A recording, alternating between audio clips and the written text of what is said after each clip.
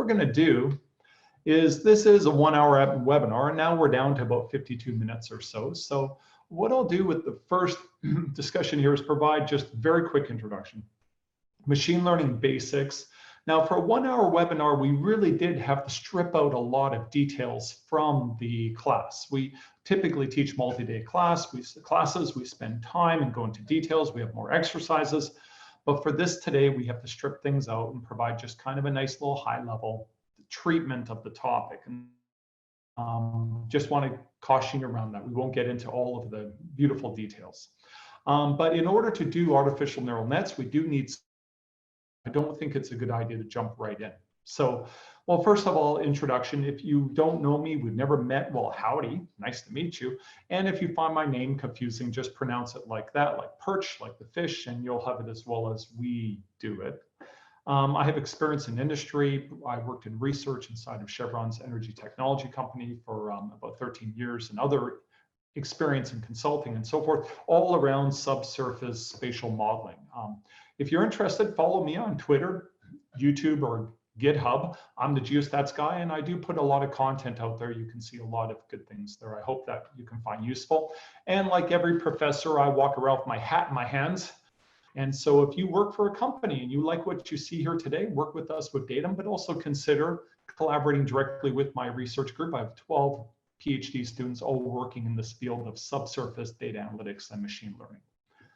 All right, so let's go through some definitions, introduce some concepts, talk a little bit about machine learning basics at the very elementary level, and then we will describe the pieces, the architecture, the mechanics of artificial neural nets, and we'll demonstrate them in code using Jupyter and Python. So first of all, just to give a little bit of context there, if you're working for a company or you're just graduating, you're a student and you're a little astonished with all of this digital transformations, remember, you're not alone. We're all in it together. Every sector of our economy is facing the digital transformation challenge right now. And energy tends to be somewhere in the middle. We're not at the trailing edge here, and we're not at the leading edge here with the TMT. But at the same time, everyone is working. Every company I visit, in fact, I taught 20 year alone, and every company was doing something about digital technologies. So everybody's working hard. My biases, I think we can do more of our data. My P10, and that's a Chevron P10, the low case, would be that we will do more with our data and add more value. P90 is much better in that, but at the same time, we will do better. And there's opportunities to teach data analytics, statistics, machine learning, coding, hacking skill sets to our engineers and geoscientists to make us more powerful. I like the idea of geoscientists doing more geoscience, engineers doing more geoscience. That would be my idea of where this all ends up for us. But engineering and geoscience expertise remains core. These are my biases right here. So I am not an advocate for the geologist or engineer in the box. Okay, let's talk about machine learning. Now, if you were to just Google search machine learning, as many people do when they're trying to learn about a new topic, you would get an article in Wikipedia about machine learning, and you would get a set of statements that I have taken apart right here. And so to quote it, it would be, it is the study of algorithms and mathematical models. Okay, so it's a toolkit. It's not just one model, it's a set of them or suite of them. Computer systems use to progressively improve their performance on a specific task. Oh, there's a training, and it's going to be learning, I should say. It's going to be learning. Machine learning algorithms build mathematical models of sample data known as training data. Okay, a toolkit of methods that are training, learning from data. Okay, in order to make predictions or decisions without being explicitly programmed for that task.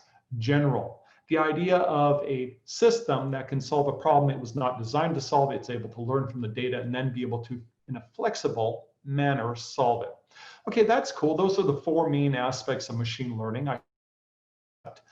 But if you go ahead and you read right to the end of the article, you find statements like this. Where it is infeasible to develop an algorithm of specific instructions for performing the task. In other words, it's not a panacea solution. If you know the engineering and geoscience solution to the problem, we should be using that. Now, there's reasons we may want to speed up or be more efficient, and there's times when the complicated to solve using our engineering and geoscience knowledge, but we should not use this as a crutch. Okay, that was kind of negative, but still very powerful, of course. And there's much more we could say about the power and benefit of a balanced approach of using data-driven approaches with our domain expertise, but we don't have time to get into that today. We would talk more about philosophy in a full course. Okay, so when we build a machine in machine learning, every time you do that, I want you to keep this equation in your head. This is all you're doing, is you've got a set of predictor features, and those are the inputs. Back in the good old days, we called those independent variables. They're the inputs. And then we have some type of function that takes us from the inputs to an output. The output's known as the response feature or features, and it was called the dependent variable back in the good old days of statistical modeling. Now, statistical or machine learning is all about estimating this model F for two purposes. There's always two things we're trying to do, either inference or prediction. Now, today we're only going to deal with prediction with artificial neural nets, so I will not discuss inferential workflows at all. But let's talk about prediction. Prediction is straightforward. Actually, it's easier in inference. It's the idea of estimating f hat, the estimate of that function, for the purpose of predicting y hat, the response feature. And you want to do that so that you get the most accurate estimate of a broad set of possible cases. And so we're trying to build this function so we can go from the inputs to the output. Prediction is modeling the system to make estimates or forecasts. That's what we're doing with prediction. Now, when it comes to estimating that function f, we have two choices. Two's the magic number today, I guess. We can use a parametric model or a non-parametric model. Now, a parametric model, it makes an assumption about the functional form or shape of f, the natural system. It assumes something about its shape. You gain a lot of simplicity, often having only a few parameters you have to estimate. For example, this would be a linear model right here. Feature 1 to predictor feature 1 to up to m, and all you'd have is coefficients of equal to m number of predictor features plus an intercept term. And so your parameters are only going to be m plus 1. That's extremely parameter light. And because of that, you can estimate such a model with maybe fewer training data. It's easier to work with. Now, there's a risk when you use a parametric model that estimate of f is quite different than the actual setting, and you get a poor model. We would talk about model bias if we had more time to discuss, but that would be the consequence. Now, a non-parametric model, and honestly, when people think about machine learning, they often think non-parametric. It makes no assumption about the functional form or shape of the natural setting. In other words, it's more flexible to fit a variety of shapes. Less risk that the estimate of the function f hat is a poor fit for the actual natural setting. Typically need a lot more data for an accurate estimate of f. Now, this is what I like to say, is we call it non-parametric, and that's the right term, but it's kind of a misnomer because actually non-parametric is usually just parameter rich. In fact, there's many more parameters that we need to train in order to fit the model. Now, when working with parametric models, here's an example right here. You can see that we have a natural setting with a oscillation to it, cyclicity to it, and we're trying to fit this type of model right here, a linear model, and the result is that we have somewhat of a poor fit. So this is quite a consequence of risk. And the non-parametric models, these models will tend to be able to learn the shape of the fundamental function. You see in this case, it was able to adapt to this complicated training data right here. Now, I've said training data, and I should have talked about testing data, and I'm kind of making a lot of comments around fitting our models. Let me go ahead and explain, how do you build a machine on one slide? What is the general approach that we use? The first thing we're going to do is we're going to take all of our available data, all of it. And then we're going to take a subset, usually about 15 to 30% of it, and we're going to call it testing data. We're going to take it out and we're going to throw it away. You're not allowed to look at it. Don't peek. Don't. Just throw it away. Okay, it's gone. You forgot about it. And now what you're going to do is you're going to take the training data that remains, that's going to be somewhere around 85 to 70%. And we're going to go ahead and we're going to fit a model. Now, we can go ahead and take that training data, and this is called training the model parameters. And so by changing the model parameters, we can change the model. In this first case, it's a linear regression model.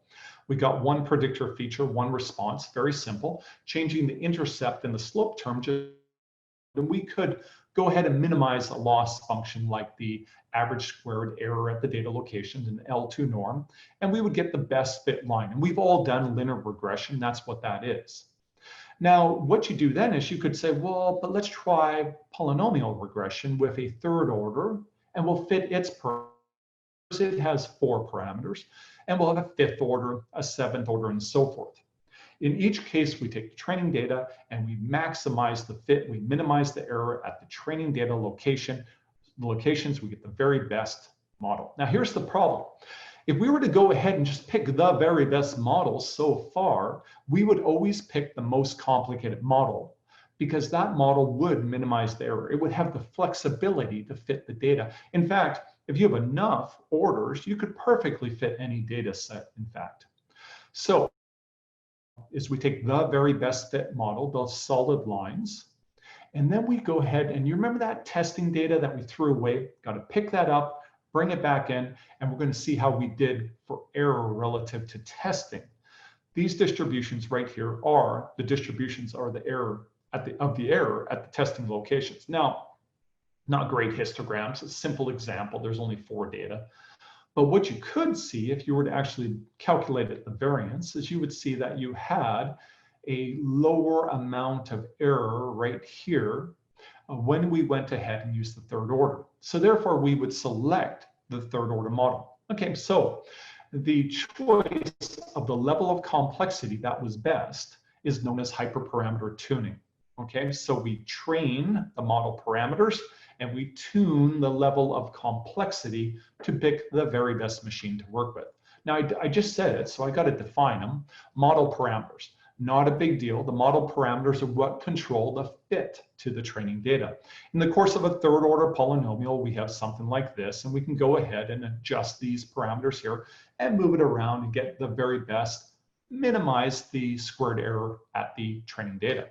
Now, the hyperparameters, they're very different though.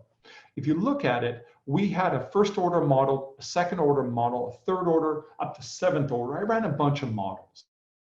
The choice of the order is the hyperparameter in this case. In other words, every time you're trying to figure out if you have a hyperparameter or a parameter, ask yourself this: does it control the level of flexibility or complexity of the model? Then it is a hyperparameter. All right, so that's hyperparameter, and we tune them with the testing data. Otherwise, we would always pick the most complicated model because it would do the best job fitting the data it was trained with. Okay, and so we're doing all of this to avoid overfit. And that is, overfit is when we increase the model complexity to the point where the error in training dives, and eventually you could probably get to almost perfect, very little error. But it's where we start to see the testing errors start to ramp up. There we're starting to fool ourselves. We think we have a great model, but we're fitting data noise, data idiosyncrasies, in fact. Increased complexity will generally decrease the error with respect to training data set, but will ramp up the testing error. That's what we're trying to avoid with this whole training and testing type of approach. Okay, we need to understand that if we're going to go ahead and do some artificial neural nets. So what I've done here is I've just covered some of the basics, the fundamentals on this. Questions, but yes, I think I can fit it in. Okay, let me go ahead, poll questions. All right, let's see. I want to see if everybody's listening. I think everyone's listening. Sorry, that was negative. Let me see. Let's see how we do here. Okay, are you guys able to see that question? What do we call the inputs? And hey, thank you very much. I do appreciate that feedback. What do we call the inputs and output features for a machine learning model? Parameters and hyperparameters, predictors and responses, variance and bias, independent and dependent. What do we call them? I have 20 responses right now out of the 56 that I have available here. Ramping up, very, very cool. Okay, I will end the polling in 3, 2. Now, if anyone has a question or comment, I see some hands are up. Go ahead and use the chat window. Go ahead and jump in if you like. Okay, I'll end the polling in 3, 2, 1. And I'll share the results. All right, y'all. Okay, nobody fell for it. I tried to mix you up by saying parameters and hyperparameters, but I think you guys got it. Predictors and responses, nailed it, 100% right there. Now, I would give you, probably I should give you partial marks, if not full marks, for independent and dependent, and declare that you are probably one of these hardcore statisticians. And you are most welcome, because as far as I see it, this is statistical learning. These are statistical models. So I'm not gonna take off marks for that. I can't do that. Okay, let me go ahead. I will go ahead and throw in another question. Let's see if this is, let me see how this goes. All right, guys. What is the purpose of training in machine learning? To fit model parameters, to fit model hyperparameters, to avoid overfit, or all of the above? Okay, answers are rolling in. Awesome. Oh, there's a battle right now. This is interesting. I love it. We're having a bit of a bifurcation. Very cool. Okay, I don't want now, I shouldn't do anything to bias your results, right? So I shouldn't kind of like say anything. I don't want to change people's votes. I got about 40 right now. I will end the polling in 3, 2, 1. End the polling, show the results. There you go. Okay, what do you guys think? Okay, so first of all, remember when in the training stage, we're going to go ahead and fit the model parameters, okay? The training of the machine is fitting the model parameters. Now, the hyperparameters, in fact, is called tuning the machine, where we tune the level of complexity, and that is all around this idea of avoiding overfit. So we can't say all of the above for the case of training, but I see everyone's getting there. Okay, let's go ahead, and I'll go ahead and show. Let me see. Okay, this is a good one. This one's a good one. We'll do one more. There's more I could have done, but just because we have a short time together. Can everyone see this? I hope you can. What is the advantage of parametric models in machine learning? I sound a little negative about them, but you know what? They're very useful. Simple model based on only a limited number of parameters. Works well with sparse data. Can work with less training data. May be inconsistent with the natural setting, or 1 and 2. The first and the second answer. What do you think? We're having a bit of a battle again. This is interesting. I've got 30 responses right now. It's going quick. Let me get to, we're at 40 now, and I'll stop the polling in 3, 2, 1. Okay, let's share the results. Okay, so what do you guys think? What are the advantages of parametric models? Well, if you said simple model based on only limited number of parameters, and as a consequence of that, they tend to be simpler models that are, you can understand them easier, that's for sure, but they also work well with sparse data. In fact, they can be trained with fewer data. The way I like to think about it is I think about the whole idea of degrees of freedom from fundamental statistics. You have this idea of how much information do you have minus how many assumptions you have to make. If you're in a situation where you have fewer pieces of information than you have parameters, you're in a dangerous area for sure. And these parametric models tend to have few parameters. Non-parametric models tend to have many parameters, and so we can find ourselves a bit in trouble, that's for sure. Okay, I hope that was useful to you guys. I think people are catching it, so that's great news. Okay, let me go ahead and I will jump into neural nets now, and then we'll show an example. Okay. Remember, anybody, if you have any questions or comments, you're welcome to use the chat window. I do very much appreciate interactivity. Everybody who's jumped in and said things like, yes, I can see the screen, I do appreciate that. With the theme of continuing that theme, I hope everyone can see the slide deck right now. Artificial neural nets. All right. All right, thank you for raising your, Yvonne. Oh, hey, howdy. Thank you very much for raising your hand. I do appreciate it. First of all, what's the motivation? Howdy Thatcher, I do appreciate that too. Very powerful nature-inspired computing. It's the fundamental building block for even more powerful methodologies such as convolutional neural nets, recurrent neural nets, DC GANs, deep convolutional generative adversarial networks. My students are working on all of this, and it's really, really fascinating.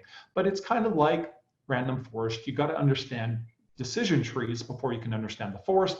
And in this case, we have to understand artificial neural nets first to understand the more complicated methods. Okay, so artificial neural networks. So first of all, what is nature-inspired computing? This is philosophical to me, but the whole idea that, you know, nature's been around for like billions of years and had to solve very complicated problems. And it's really interesting that we have reached a point where we can actually harness the solution schemes that nature uses. We can take them apart and work with them mechanically, which is so cool. So artificial neural networks are inspired by biological neural networks that we see within higher life, like in mammals and so forth. And so the nodes of our model are artificial neurons, and the connections are artificial synapses. So we're actually designing a system based on how we have intelligence, which is fascinating. So intelligence emerges from many connected, and can I say, very, very simple elementary processors, tiny little computers that do very little, but you put them all together with a high degree of connection and you get emergent ability to work with complicated systems and detect patterns and so forth. Artificial neural networks are supervised learning, and so we're working with prediction. We're trying to train and get predictions of the response feature. And just like what I said before, every time you think of artificial neural nets, just think of this. Anytime you think of random forest, think of this. Any of your predictions in machine learning, think of this. It's a simple trying through an model of the natural system to get to the response features. Okay, so nonlinear, you have ability to predict complicated interactions between the predictor and response features. They are very, very powerful. In fact, they're so powerful that they have a theorem for it. They call it the universal function approximator, which says that basically these methodologies have been shown, given a sufficient level of complexity over a subset of space or an interval, to be able to model anything. And that sounds arrogant, but there's a paper and you can read the proof and it's pretty cool. Now, if we're going to talk about artificial neural nets, let's go ahead and make one. Okay, so this is my artificial neural net. The entire time we talk, this will be the net. So every time we walk through it or do anything, this is your map of the city, and now I'm going to take you for a tour. It will stay the same. Okay, we're going to build a neural net, single hidden layer. I'll define that later. It's a feed-forward neural network to demonstrate the artificial neural net. Okay, feed forward, all information is flowing from left to right. It all goes from left to right. Okay, now first of all, we have these synapses within the brain, and so what exactly are those? Well, those are these connections, right? So we have the connections. We're going to go from, because it's fully connected, we have a layer, and a layer, and the nodes in the next layer are going to receive information from the node in the previous layer. So this node's fully connected to all of the nodes in this layer. This node's fully connected, and the information flows that way, left to right. I think it's that way for you, I'm not sure. Okay. Now the nodes, the artificial neurons, they're really simple computers, as I hinted before. What they're going to do is they're going to take a linear weighted combination of all of the inputs coming in from all of the nodes in the previous layer, and they're going to then take a weighted combination of those, and you get to train the weights, add a bias term, and then apply a nonlinear transform to the result, and then pass that on to the next layer. That's the whole approach. Now, if I saw some people comments, feel free to use the chat window. You're more than welcome. Yeah, so there's a good question here. Is it possible that the numbers of hidden layers are more than the predictor features? And yes, indeed, we can have all kinds of, as we would say, wide designs with many hidden layers, and that would be called deep learning if you go beyond one hidden layer. We're going to actually show you an example right away where we actually use quite a few hidden layers to add complexity. This theorem of the universal approximator is based on the idea of having enough nodes in the hidden layer, but there was actually a paper that came out in 2017 which extended the theorem to the idea of having enough hidden layers, fewer nodes. And so yes, you can have, the designs can vary quite a bit. Okay, once again, of how many data you have available to train and how many parameters you have to train. Okay, thank you for the question.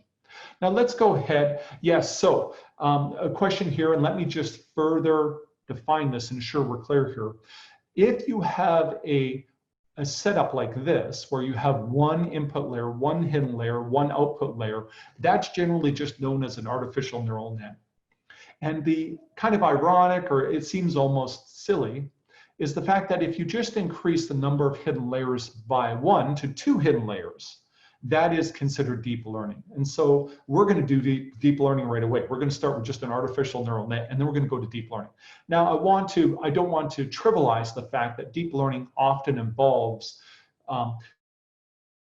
much larger architectures in which you actually see multiple neural net designs interacting with each other, like a generative adversarial network and so forth. And so there's much more complicated designs, but we're staying very simple today.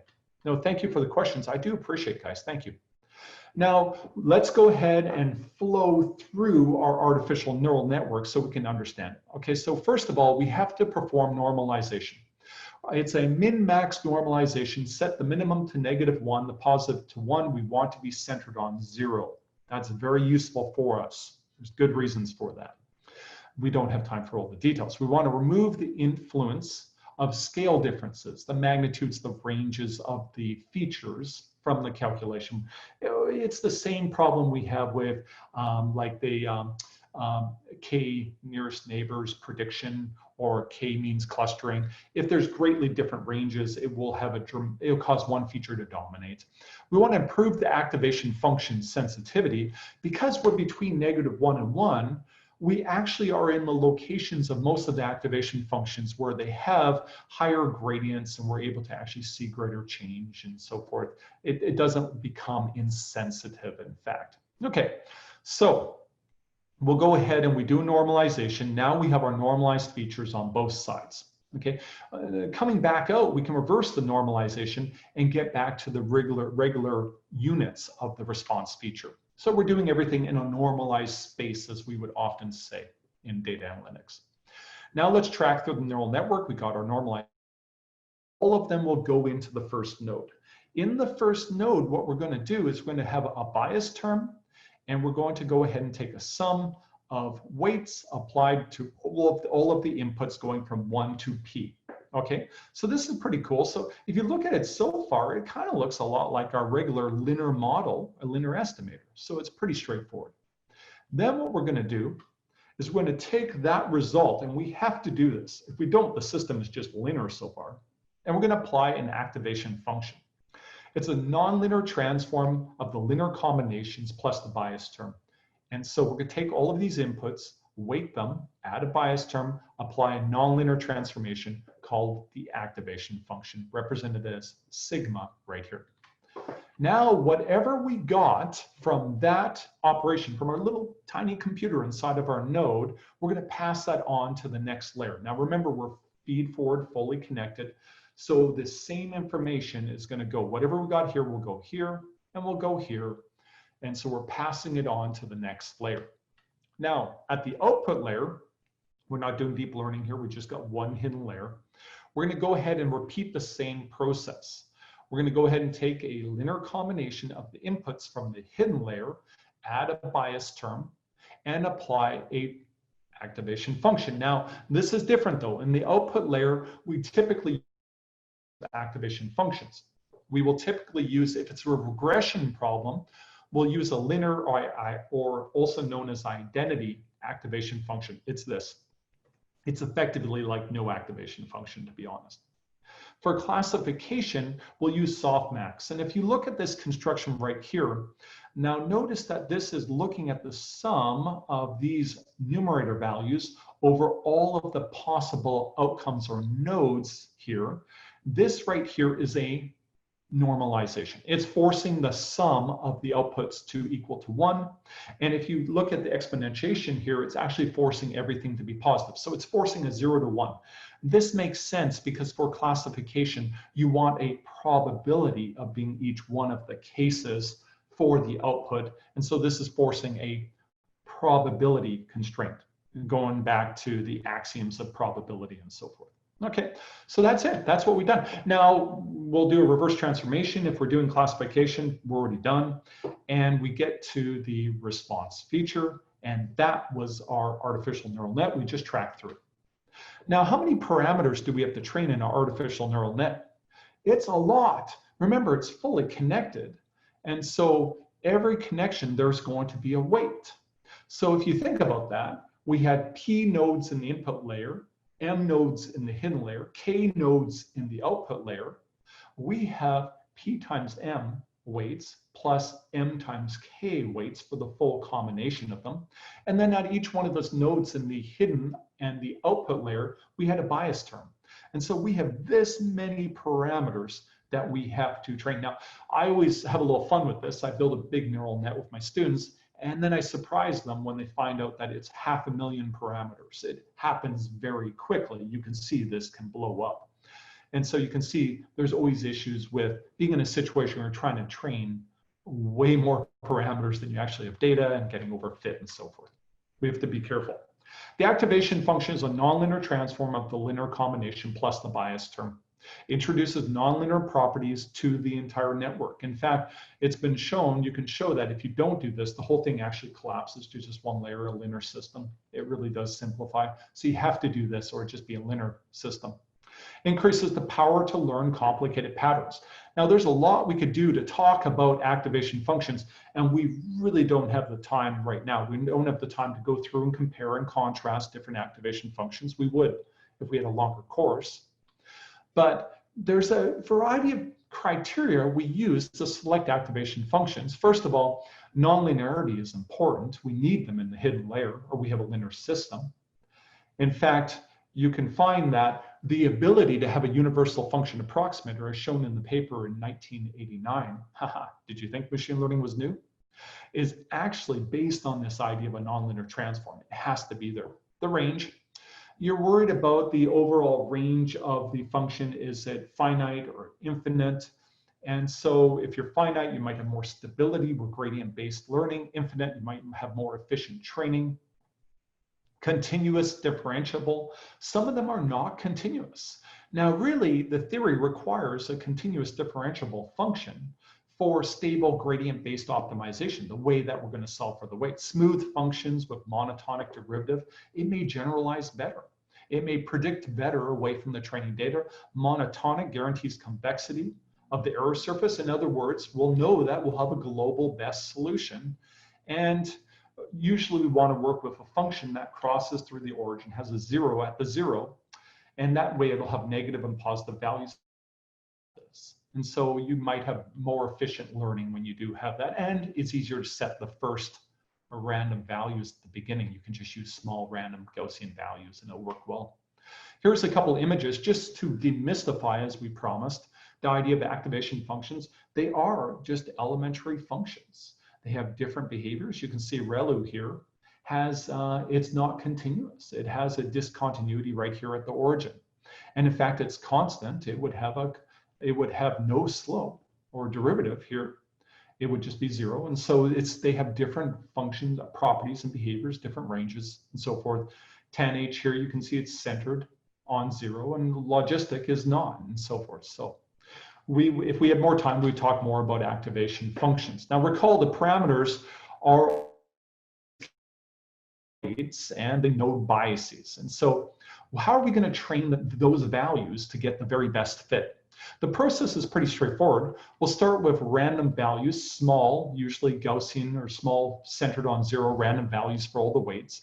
We run a forward pass of our neural network, and we can calculate the error. training data. Training data means that we actually have available to us not just the predictor features, we have the response, we have the real Y values, so we can in fact calculate the errors at all of our data observations. Now, we should note that there's a lot of assumptions like the architecture design that goes into this that'll impact the results. Now we'll have error at every one of our training data. We have to summarize with a single value. This is a loss function. We'll use either we could use a sum of the squares or the average squares. These would all be L2 losses. And so over all of the training data, 1 through n, we just simply would calculate the square difference between the true values and the values we predicted with our model shown right here. And so this gives us a measure of error, either just the L2, or maybe we're working with the expectation or the average of the squared error shown here. But regardless of what it is, it's now our P. Our P represents our loss. Okay, and so it's a summary of the error performance of our model. Now, what we want to do is we want to find out how we can change the weights. So we have to calculate this partial derivative. In fact, this would be the change. How much does changing the model parameter impact the error? And if we knew that, it would tell us which way we should change every one of the parameters in the model. And once we solve for that, we can apply a learning rate to it. And so we can do a proper type of gradient optimization where we're controlling the rates so that we can improve the convergence or performance of the system. Training is going to be iterative. We're going to take epochs. Epoch is every single time we do a training cycle over all of the data. We've used all of the training data, that's an epoch. But we don't typically do one just simple single cycle over all the data. We typically break it up into batches where we'll have subsets of the training data considered. And we'll do a forward and back propagation iteration. Usually multiple batches are going to be done per epoch. Largest batches will take longer times to estimate. So you get slower epochs. Smaller batches will have more noise in the estimates of the error because you have fewer data used. So there's kind of a trade-off. Often we use smaller batches. This is the workflow right here. You select a batch, a subset of the training data. You run the neural net forward to get the error at all of the training data. You calculate the loss function by taking the error at all of those locations, and then you go ahead and you take and you run back propagation. Now, in the regular course, I have slides where we'll spend time going through back propagation and how we use the chain rule with partial derivatives to actually step the error back through, which is super cool, very, very cool.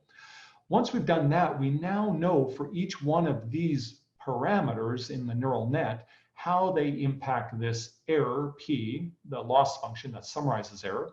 And so we can go ahead and take a learning rate and we can apply a change to all of those weights. And we'll take the next batch and we keep running, and we'll hopefully converge, improve our model. Now, there's a lot of different aspects here, which I really don't think I'll have time to get into, like the learning rate and how we decide learning rates and so forth. Momentum is another component we can use that can improve the stability so that we don't oscillate and we move towards a good solution. This is common to gradient descent type of optimization methodologies. I include a lot of different aspects that we have, the learning rate, the momentum. We can also look at how we use, what performance metric do we use, an L2 norm, an L1 norm, and so forth, and then the design of our neural net, the activation functions, number of nodes, and so forth. Okay. The limitations of neural nets. There's the no free lunch theorem, which honestly should be applied to all machine learning. We can't guarantee that our model is predicting new unobserved cases. They tend to be very parameter rich, and there can be issues with level of interpretability. It's a high complexity model. There's many different types of artificial neural nets that we could be using. Deep learning, where we use multiple hidden layers, recurrent neural networks, convolutional neural networks. Recurrent neural networks are cool. They go backwards, and so they're able to, and they're often used in time type of temporal problems. Convolutional neural networks, they preserve information across multiple locations simultaneously. So they're good at working with images. They can actually extract patterns from images. And autoencoders, they tend to go wide, go narrow, go wide again. And so they're very good at dimensionality reduction. They're actually pretty fascinating. Okay, let's go ahead and look at some code. And right here, I will go ahead and open up right here. There it is. Okay. I have an example right here. Now, Avi already showed you that we have a learning management system with a lot of well-documented workflows available to you, so you can go ahead and try some of these out. And so what we have, and is if anyone here has never used Jupyter before, first of all, Jupyter is awesome. It can be web-based, it can be based in your browser like this. You can go ahead and make blocks, multiple blocks stacked together to make a workflow. The block can include, as it does here, documentation, hyperlinks and equations. It uses Markdown. And Markdown is like, if anybody's ever had the pleasure of using LaTeX before, it's like a watered down version of LaTeX. I don't know how many of you face this. I had to use it for my thesis and some of my papers. And then you can go ahead and put fancy equations and formatting. You run it up top here, and you get the nice documentation right here. We tend to be a little bit wordy. We tend to put some standalone information here so people can take the workflow, read through, and understand. Now what we'll do is, when we work in Jupyter, we're able to work with a variety of languages. If you look up here, oh, I am still screen sharing, right? Still see the screen? Yep. Yes. Good. Thank you for that. I do appreciate it. I'm just not seeing the outline right now, and I'm not sure why. Okay, so if you look here at the top, you can see it's Python. We're using a Python kernel. Of course, I have an R kernel I also use sometimes. You can use different kernels. So it's quite a flexible platform that you can work with. It's wonderful for prototyping. Now, part of working in Python, and I tell people this all the time, is that you end up doing less coding, getting more done. And so we do that by using packages. So let's go ahead and open some packages. The packages so far have just been more or less standard packages like pandas and numpy, so we can work with data frames and ND arrays, and matplotlib, so we can do plotting. We do model selection with train test split from scikit-learn. Now this right here, what we're doing is we're importing TensorFlow. This workflow was designed to work with TensorFlow version 2 and on, and the great thing about it is Keras is now tucked in. Now Keras is like a front end for TensorFlow that allows you to be able to build with very simple code to build neural nets. And you'll see, if you believe me, when I show you an example of an artificial neural net built using the Keras front end. Very simple. We'll go ahead and load a very simple data set. We could use intake for proper data science. What I'm doing here is just loading from my D drive the data set. Data set is available on the server, and we use intake on the server. Okay, so let's go ahead and load the data. I put some explanation here of the fundamentals of data frames. We teach classes where we get into fundamentals of pandas, numpy. Dr. Foster does a lot on data science, and so he covers that. But let's go ahead and load the data up. The first thing we got to do, remember when we walked through our artificial neural net, the first thing we had to do was data normalization. So we'll do that. Now, if you look here, I could have used scikit-learn. I'm doing it by hand. It's a min-max normalization. It's forcing the minimum to be -1, the largest value to be +1. And so I'm just transforming my data. In fact, if we don't believe that, we could go ahead and just do summary statistics. And you would see that my normalized depth and normalized porosity that we're going to work with have a maximum of 1 and a minimum of -1. So we've accomplished that. Let's go ahead and do a train test split. For now, we're just doing a random train test split, and we're going to keep a test size of 20%. Take it, throw away. We're not going to use it for fitting the model. We're going to use it to test the model. Let's go ahead and look at our data. This is a simple two-dimensional problem, effectively like 1D. We got one predictor feature, we got one response feature, we got elevation in Z, we're trying to go to a porosity measure. This is a Gaussian transform porosity for a Gaussian kind of geostatistical workflow, but we normalize everything -1 to +1, -1, +1, and we're ready to go. The test data are the blue circles, and the red circles or pink circles are all of our training data right there. And so we could talk about fair test train split. But for now, this is what we'll use. Let's go ahead and we'll specify some values for where we want to use our prediction model for visualization. We'll just pick a bunch of, we'll have discretization of the normalized z's so we can show the prediction model over those values. And now we're ready to go ahead and build our neural net. In one block, we're going to instantiate, we're going to train and test our neural net. That's what we're going to do right here. Okay, let's walk through it. So when we instantiate a neural net, we're going to, of course, have to specify its shape and what it looks like. We can do that right here. We have one node in the, or we're only predicting normalized porosity, so that's not a big deal.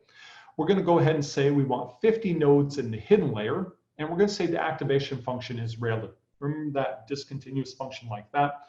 There's a lot of good papers on ReLU. It's shown that it works very well in many cases, and so it's not a bad choice for us to work with. And then we have the output layer shown right here. We have only one node. Because our input was depth, our output was normalized porosity. We only have 1 and 1 on the ends, and in the middle, 50 nodes. Okay, so that's the neural net we just designed. Now, because of the fact that we're working with a optimization problem to solve for those weights, we have to pick the methodology we want to use. Now, we could use stochastic gradient descent, which is actually really straightforward because the use of multiple batches creates stochasticity to the problem. And we can go ahead and pick momentums and learning rates. Like I mentioned, it did not properly cover. But let's go ahead and use the Adam optimizer. It's known to work very well. It's got really great characteristics to it. It uses kind of a built-in momentum that's being applied to it specifically. It's very flexible and powerful, and so we'll use the Adam approach right here. So now we can go ahead and build our neural net. We've got we'll go ahead and set the optimizer to this Adam right here, and then we can go ahead and train it. We're fitting the model right here with the available training data, and we're specifying the test. And so we can go ahead and run this, and I'll keep talking while it runs. It'll just take about 15 seconds or so with the single hidden layer. And then we can go ahead and take the results and plot them up. We'll make the predictions across all of those bins or discretized depth values. And the result will be a one-dimensional array right here where we'll have all of the predictions. And we'll go ahead and reverse the normalization, and ta-da, there it is right there. What do you think? How are we doing? How's this for our neural net? Okay, so let's go ahead, and if we had time, of course, and we were doing a full class, we would actually work together and people would break into teams and try things out. Let's go ahead and add another hidden layer. Now remember, this idea of the ability, a universal function approximator, is based on this idea of having sufficient complexity to the neural network. And we can increase the complexity by increasing the width of the individual layers or increasing the number of layers, which would be the depth. And so we can go ahead and do that. And when we look at the result, the result is a more flexible neural net. And as we continue to add our layers, we're going to continue to improve the flexibility of this system to fit our complicated nonlinear data right here. And it should run pretty quickly. And oh, I should just echo the fact that if anyone's interested to get access to the learning management system, please go ahead and fill out that form and jump in, check it out, see what you think. And now we can see we're getting much greater complexity. Now, of course, when we do our fitting, we can go ahead with artificial neural nets, and every time we did an epoch, which was multiple batches of the data, we can go ahead and look at how we performed in training versus testing. And so we can see overall that training, of course, is decreasing very quickly. We don't have a lot of testing data in this setting, but we do see that we are improving in testing. The fit is becoming better. Anyway, so if you're interested, jump on the learning management system and try this out. I do include some suggestions for things to try with this artificial neural net, very simple artificial neural net. If you're interested, you can run and get a summary. You can actually see the actual neural net, and you can in fact see the number of parameters. We're already up to about 5,200 parameters at this time, just with that artificial neural net that we've already in layers. So you can see things really do start to blow up very quickly as you increase the size.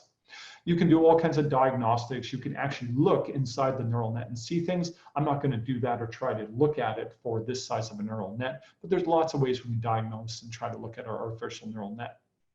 All right, what do you think? Does anyone have any energy for a couple of poll questions to see how we learned today? Unless Avi or Kunal, did you have something you want to say? I don't want to cut you guys off. No, I think poll questions would be great. Let's see what everyone learned. Okay. All right, let's go ahead and launch a poll.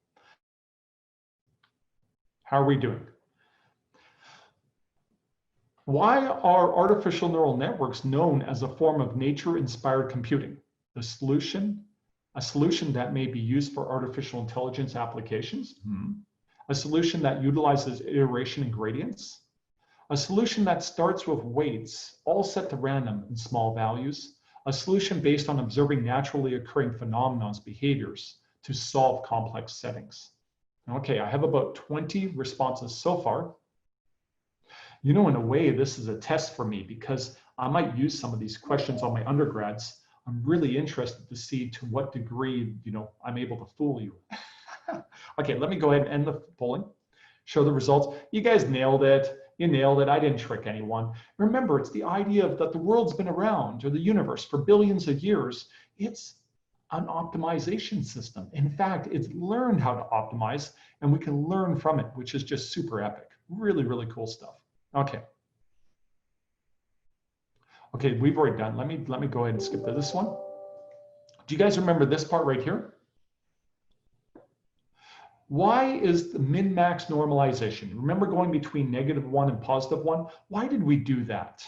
Why did we apply that to the predictor and response features? Was it to remove sensitivity of feature magnitudes and increase activation function sensitivity? Remove sensitivity of feature magnitudes and decrease activation function sensitivity? Or to ensure the distribution of the output is Gaussian? Or none of these? Am I really trying to get tricky and fool you all? What do you all think? All right, I have 20 responses right now. And if anyone's wondering, I do know it's 2 o'clock. And so if anyone needs to bail right now, thank you very much for attending. And we appreciate you joining. I'll just do one more question. It's so much fun, I can't help myself. Okay, I will stop the polling now. I didn't even count 3, 2, 1. Did you see that? I'm just really trying to trick you. Okay, remove sensitivity of feature magnitudes and increase activation function sensitivity. Good job, y'all. Most of you got this. Exactly. All right, let's stop and share let's go ahead and pick the next poll. Okay. Oh, let's see. Oh, no, okay, that one, wait.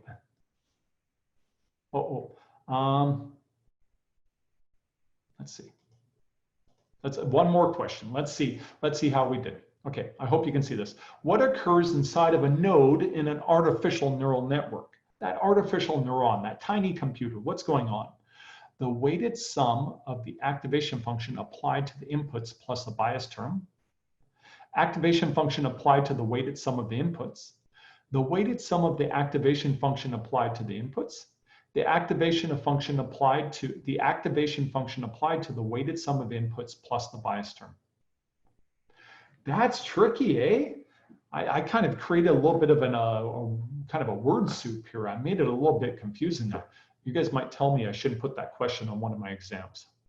Okay, I've got 25 responses right now, and I'll end the poll in 3, 2, 1. Okay, I'm not fooling anyone. Either we have a lot of people here with experience, Avi and Kunal, or I think people listened really well and really picked up on the subject. So I do appreciate that. That's exactly it. The activation function is applied to the linear weight plus a bias term. I even put the brackets there to make sure people didn't mix up order of operations.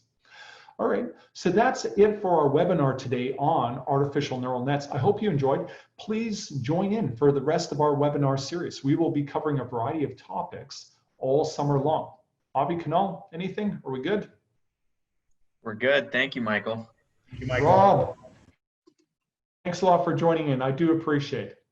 Domi, I do see there's a couple of questions I didn't get to. If people want to, you could even send them to me by email. I do apologize. I did get a little bit focused on the code. Maddie, thank you very much for joining. Thank you for the kind. Yvonne, yes, howdy, Yvonne. Thank you. Thanks for joining. Ali, thank you. Evan, yes. Hey, you guys take care, eh? I threw an A when talking to Canadians. You see that? It is natural for me, of course. You do see it, yeah. Yeah. I can't help it. Kevin, thank you very much. And thanks for watching. Thanks for watching the YouTube channel. I also just updated my personal website. If anybody's looking for resources and information, tell me how I did. I think it's better. Yes. All right, good. I'm glad to hear people thought it was a good intro. Good, thank you.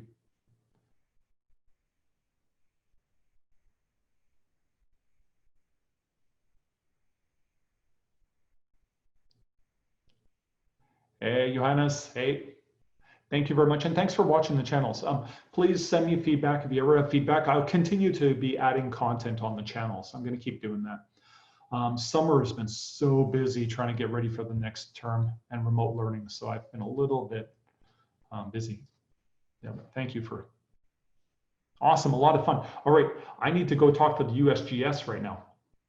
They're waiting for me. Perfect. Well, we'll drop off. Thanks, Michael, again for everything. Hey, everybody stay safe. Take care.